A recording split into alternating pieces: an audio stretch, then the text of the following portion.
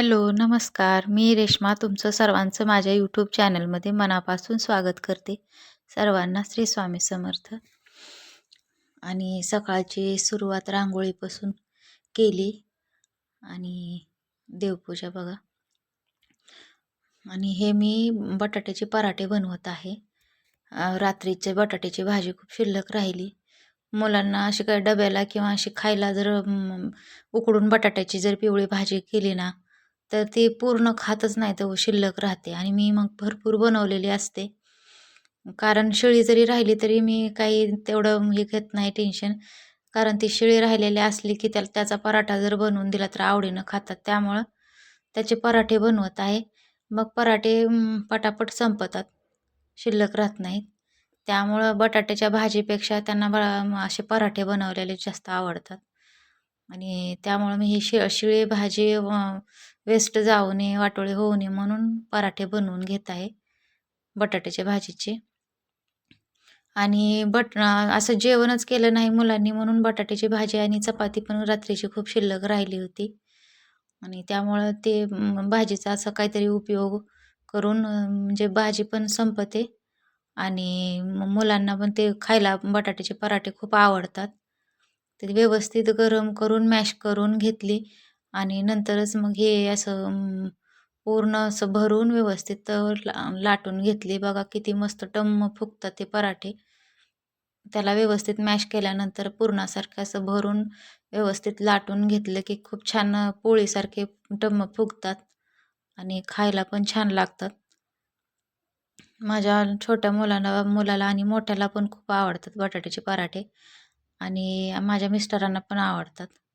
मला जास्त आवडत नाहीत बटाट्याचे पराठे आणि हे त्यांच्यासाठी बनवत आहे. याच्यात 2-4 पराठे बनले. भाजी खूपच शिल्लक राहिली होती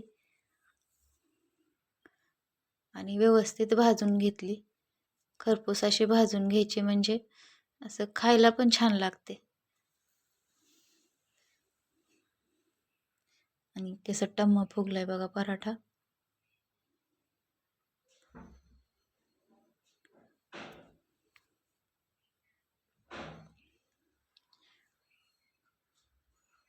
सकाळ सकाळी स्वयंपाकाची घाई, भाजी काय बनवायची, काय खायला बनवायचं, त्यातच मग हे असे काहीतरी करून दिलं की आवडीने खातात. आणि ही रात्रीच्या शिल्लक राहिलेल्या चपात्या मी पूर्ण अशा चुरून घेतल्या, पूर्ण त्याचे तुकडे तुकडे बनवले आणि नंतर मिक्सरमधून ते वाटून घेतले. मिक्सरमधून छान असे बारीक करून घ्यायचे आपल्याला आवडतील तसे. आणि खूप बारीक पण केले तर खूप छान लागतात. आणि त्याच्यावर पाण्याचा असा शिडकावा द्यायचा, म्हणजे पाण्यात थोडंसं शिंपडायचं आणि भिजू द्यायचे.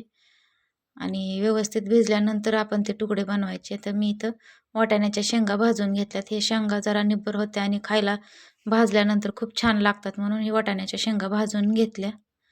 कढईत तेल टाकून घेतलं आणि हे तुकडे पण मस्त भिजलेत बघा. असे पाणी टाकून असे शिंपडून मोकळे करून घ्यायचे. जिरी मोहरी टाकायची आणि जिरी मोहरी व्यवस्थित तडतडल्यानंतर आपण व्यवस्थित तडतडू द्यायची. जिरी मोहरी कच्ची ठेवायची नाही. व्यवस्थित जिरी मोहरी तडतडल्यानंतर त्यात कढीपत्ता टाकायचा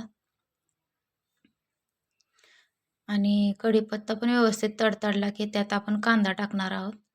कांदा भरपूर टाकायचा, म्हणजे आपण पोह्याला कसं कांदा चिरतो तसंच पोह्यासारखंच बनवायचं आणि व्यवस्थित असं हे कांदा परतून घ्यायचा. आणि हे चपातीचे तुकडे खायला पण खूप छान लागतात.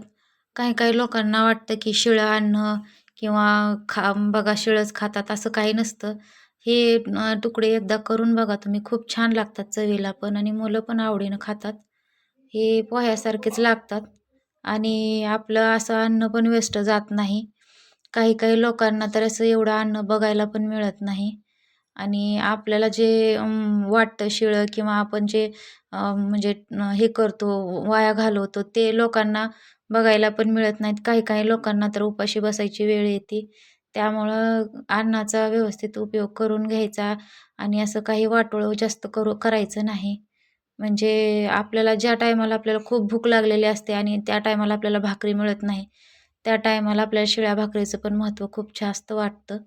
त्यामुळं अन्न कधी वाया घालवायचं नाही.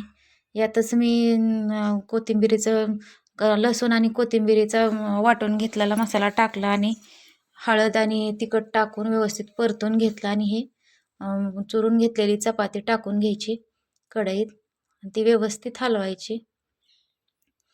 आणि हे बघा व्यवस्थित हलवून घ्यायची. सगळं पूर्ण असं व्यवस्थित मिक्स झालं पाहिजे आणि हे व्यवस्थित मिक्स करून घेतलं. आता हे व्यवस्थित मिक्स झाल्यानंतर आपल्याला थोडंसं मीठ टाकायचं. चपातीला असतंच मीठ, पण थोडंसं लागतंच वरून मीठ. म्हणजे ते खूप छान चवदार लागतात तुकडे. आणि हे वरून मीठ टाकायचं आणि व्यवस्थित मिक्स करून घ्यायचं.